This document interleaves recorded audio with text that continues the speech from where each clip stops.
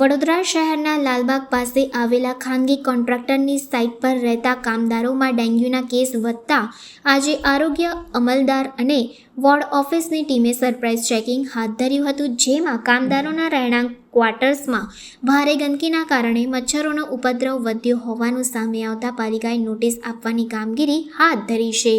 Lalbaug bridge નીચે rail વિકાસ નિગમ limited દ્વારા ખાનગી કંપનીને કોન્ટ્રાક્ટ આપવામાં આવ્યો છે. અહીં કોન્ટ્રાક્ટરના કામદારોને રહેવા માટે હંગામી આવાસ બનાવવામાં આવ્યા છે. આ સાથે કામદારો અહીં પોતાની રસોડું પણ ચલાવે છે, જેના કારણે અહીંયા અસહ્ય ગંદકી થવાથી ડેન્ગ્યુના 5 થી 6 કેસ નોંધાયા છે. જે બાદ સફાળું જાગેલું પાલિકાનું આરોગ્ય તંત્ર આજે સરપ્રાઇઝ વિઝિટ માટે પહોંચ્યું હતું. આરોગ્ય અમલદાર ડોક્ટર દેવેશ પટેલ સહિત પાલિકાના વોર્ડ ઓફિસના સ્ટાફ દ્વારા ચેકિંગ કરવામાં આવ્યું હતું, જ્યાં નરકાગાર જેવી સ્થિતિમાં કામદારો રહેતા હોવાનું જણાઈ આવ્યું હતું. રસોડાથી લઈને જાહેર સ્નાનાગાર સહિત આવાસના છાપરા પર કચરાનો ઢગલો જોવા મળ્યો હતો. આ સાથે પાણી ભરાઈ રહેવાના કારણે ડેન્ગ્યુના મચ્છરો પણ વધ્યા હોવાનું સામે આવ્યું હતું.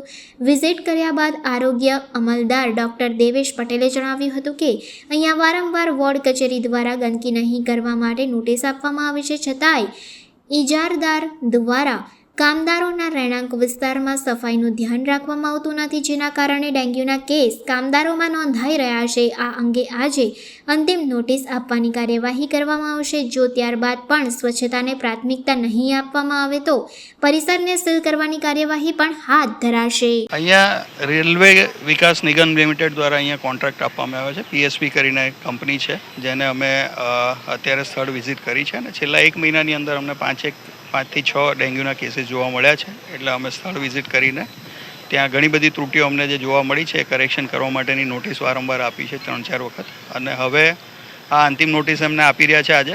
અને જો અઠવાડિયાની અંદર એ લોકો સરખી રીતે કામગીરી નહીં કરે તો અમે સીલ સુધીની પણ કાર્યવાહી કરીશું.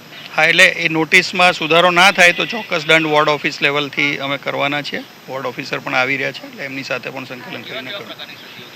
અહીંયા ક્ષતિઓ અલગ અલગ પ્રકારની છે, જેમાં પાણી ભરાઈ રહેવા માટેના જે સ્લોપ એ લોકોએ જે બનાવ્યા છે પાણી નિકાલ માટેના, એમાં ઘણી બધી જગ્યાએ ખાડા છે જ્યાં પાણી ભરાઈ રહે છે. છાપરા અને બધા પર ઘણી બધી વસ્તુઓ, બોટલ્સ ને બધું પડેલું છે જ્યાં પાણી ભરાઈ રહેવાની શક્યતા છે. પાણીના નળ ઘણા બધા એવા છે કે જે સતત ચાલુ રહે છે, એને બંધ કરવાની વાત કરી છે. અને જે ઓવરઓલ જગ્યાની હાઇજીન, જે ગંદકી ને બધા જે પ્રશ્નો છે એ પણ અમે સુધારો કરવા માટે જણાવ્યું છે.